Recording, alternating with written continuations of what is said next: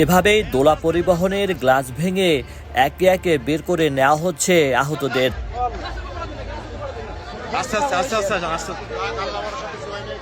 পবিত্র ঈদুল আজহার দিনে এমন নির্মম দৃশ্য ঢাকা থেকে বাড়ি ফেরার মানুষদের বুকের মাঝে বিষাদ আর্তনাদ আর চাপা কষ্ট নিয়ে বাড়ি ফিরতে হলো। কয়েক পরিবার পেয়েছে শুধু স্বজনদের লাশ। পবিত্র ঈদুল আজহার আনন্দ পরিণত হয়েছে বিষাদে। একসঙ্গে সড়ক দুর্ঘটনায় প্রাণ হারিয়েছেন পরিবারের ৩ জন, স্বামী, স্ত্রী ও সন্তান। তারা ঢাকা থেকে পিরোজপুরে যাচ্ছিলেন ঈদ উদযাপন করতে।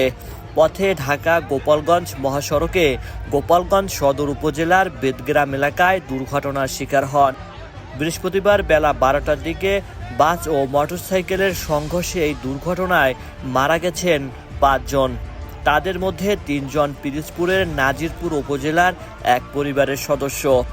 নিহতরা হলেন নাজিরপুর উপজেলার কলারদনিয়া গ্রামের তালুকদার বাড়ির মৃত আবু হানিফের ছেলে সোহাগ, তার স্ত্রী খাদিজা বেগম এবং তাদের ছেলে আরমান।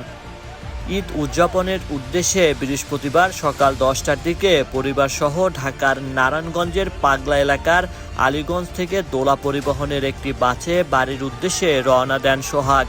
তিনি নারায়ণগঞ্জ এলাকায় প্রায় 5 বছর ধরে গাছ টানা ট্রাকের শ্রমিক হিসেবে কাজ করতেন।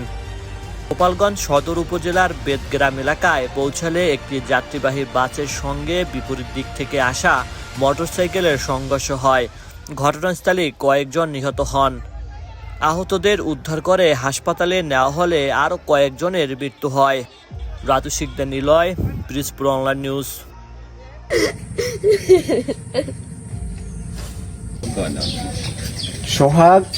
সোহাগের স্ত্রী আর ওর ছেলের বয়স, যেই ছেলেটা মারা গেছে ওর বয়স 8 বছর আনুমানিক। আর এই বড় ছেলে হলো এর বয়স 10 বছর।